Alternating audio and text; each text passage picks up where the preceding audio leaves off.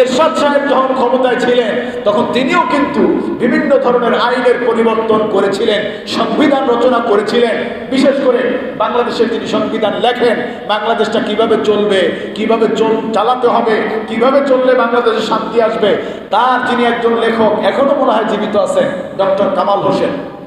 এই কামাল হোসেন কিন্তু বাংলাদেশের সংবিধান লেখেন যে বাংলাদেশ কিভাবে চলবে। বলেন এই বাংলাদেশ কিভাবে চলবে এটা কি ডক্টর কামাল হোসেন সিদ্ধান্ত দেবে না আল্লাহ সিদ্ধান্ত দেবেন? তাহলে এরকম কিছু বুদ্ধিজীবীরা ছিলেন যারা নিজেদেরকে আল্লাহর দ্বীনকে আস্তে করে চেপে রেখে তারা বললেন, যারা এখন এরশাদ সাহেব আছেন আপনি এভাবে এভাবে দেশ চালান, আপনার দেশ শান্তি হবে। শান্তি আনতে পেরেছে? আসতে বললেন, শান্তি আনতে পেরেছে? পারে না। এরপরে যখন আওয়ামী লীগ ক্ষমতায় ছিল তারাও চেয়েছিল দেশে শান্তি কিভাবে আনা যায় এই চেষ্টা করবে। তারা ক্ষমতায় ছিল, দেশে কি শান্তি এসেছে? খুন, ধর্ষণ, হত্যা, রাহাজানি, জুয়া, মদ, গাঁজা, ফেন্সিডিল বন্ধ হয়েছিল? হয় নাই। এরপরে আবার বিএনপি ক্ষমতায় আসলো, তারাও চেষ্টা করলো দেশকে কিভাবে শান্তিতে রাখা যায়, আনা যায়। সব চেষ্টা করেও তারাও ব্যর্থ হলো। এই দেশ থেকে অন্যায়, অবিচার, জুলুম, অত্যাচার, কদাচার, খুন, রাহাজানি, ধর্ষণ, হত্যা বন্ধ কি করতে পেরেছে? পারে নাই। পারে নাই। যেহেতু এরশাদ সাহেব পারে নাই, আওয়ামী লীগ পারে নাই, বিএনপি পারে নাই, আমরা দেখতে চাই 1400 বছর পূর্বে আল্লাহ রাব্বুল আলামিন বলেছিলেন, যখন তোমরা দিন দিয়ে জীবন চালাবে, দিন দিয়ে তোমার জীবনকে পরিচালনা করবে, ব্যক্তি জীবন সাজাবে, সমাজ জীবন সাজাবে, রাষ্ট্রের জীবন সাজাবে, এই দুনিয়াটায় আর সামান্য ধরনের কোনো অপরাধ সংঘটিত হবে না। সুতরাং সব দিন বাদ দাও, সব ধর্ম বাদ দাও, সব ব্যবস্থাপনা বাদ দাও, একমাত্র জীবন ব্যবস্থা ইসলামের দিকে ফিরে আসো, সেখানে শান্তি। ঠিক কিনা? সুতরাং আমার ভাইয়েরা, আপনি যদি এটাকে রাজনৈতিক কিতাব মনে করেন, মনে করতে পারেন। আপনি যদি এটাকে বিজ্ঞানের কিতাব মনে করেন, তাও মনে করতে পারেন। আপনি যদি এটাকে অর্থনৈতিক কিতাব মনে করেন, তাও মনে করতে পারেন। কেননা কোরআনুল কারীম শুধুমাত্র নামাজ পড়ার কিতাব না, শুধুমাত্র হজ করার কিতাব না। এই কিতাব অর্থনীতির জন্যও কিতাব, এই কিতাব রাষ্ট্র চালানোর জন্যও কিতাব, এই কিতাব সমাজ জীবন চালানোর জন্যও কিতাব, এই কিতাব কিভাবে বিজ্ঞানের আবিষ্কার করা যায়, কিভাবে নতুন নতুন জিনিসপত্র আবিষ্কার করা যায়, এই কিতাবটা বিজ্ঞানেরও কিতাব। ঠিক কিনা?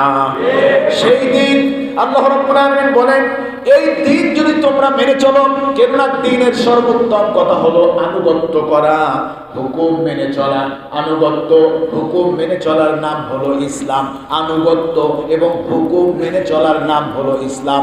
আপনি ইসলামী জীবন চান, আপনি নিজে মুসলমান, আপনি নিজে নামাজ পড়েন, কিন্তু আপনি ইসলামের আনুগত্য করেন না, আপনি মুসলমান না। আপনি মুসলমান নিজেকে মুখে মুখে দাবি করেন, নামাজও পড়েন, কিন্তু ইসলামের সব ব্যবস্থাগুলি আপনি মানতে চান না, আপনি মুসলমান না। কেননা আল্লাহ রাব্বুল আলামিন বলেন, তুমি যখন বলেছো লা ইলাহা ইল্লাল্লাহু মুহাম্মাদুর রাসূলুল্লাহ, তাহলে ইসলামের প্রত্যেকটা বিষয়ের উপরে তোমার আনুগত্য করা হলো ফরজ। আনুগত্য করা কি ফরজ? কেননা জাতির পিতাকে আল্লাহ রাব্বুল আলামিন বলেছেন, ইয ক্বালা লাহু রাব্বুহু আসলিম ক্বালা আসলামতু লিরাব্বিল আলামিন। ইয ক্বালা লাহু রাব্বুহু আসলিম। আল্লাহ তাআলা ইব্রাহিমকে বললেন, ও ইব্রাহিম, তুমি যদি মুসলমান, তুমি যদি মুসলমান হয়ে থাকো, আসলিম, আমি যে ব্যবস্থা তোমাকে দিলাম, আমি যে জীবন পদ্ধতি তোমাকে দিলাম, আমি যে সিস্টেম তোমাকে বাতলিয়ে দিলাম, আমি যে কিতাব তোমাকে দিলাম, আমি যে গ্রন্থখানা তোমাকে দিলাম, তার সামনে অবনত হও, আনুগত্য করো। ইব্রাহিম আলাইহিস সালাতু ওয়াস সালাম সঙ্গে সঙ্গে বললেন, আসলামতু লিরাব্বিল আলামিন। হে আমার রব, আপনি আমাকে যেই যেই বিষয় আদেশ করেছেন, সেই বিষয়গুলি আমি এই মুহূর্ত থেকেই পালন করতে শুরু করলাম। যেমন এখন এসএসসি পরীক্ষা হচ্ছে, এই এসএসসি পরীক্ষাতে একটা শর্ট সাজেশন বের হয়, লাস্ট একবারে মানে কারেন্ট বুলেটিন, শেষ একটা বুলেটিন বের হয়। এখন কিছু কিছু ছাত্ররা আছে ওই বুলেটিনের অপেক্ষায় থাকে, কখন কবে এই বুলেটিনটা বের হবে, আমরা ওটাকেই ফলো করব। মোটামুটি ওইটা ফলো করলে কিছু প্রশ্ন কমন পাওয়া যায়, এই জন্য অপেক্ষায় থাকে কবে কবে কখন। এসএসসি পরীক্ষার্থীরা উদ্বিগ্ন ছিল কবে সাজেশন বের হবে, কবে সাজেশন বের হবে, কবে সাজেশন বের হবে, ওই সাজেশন ফলো করব।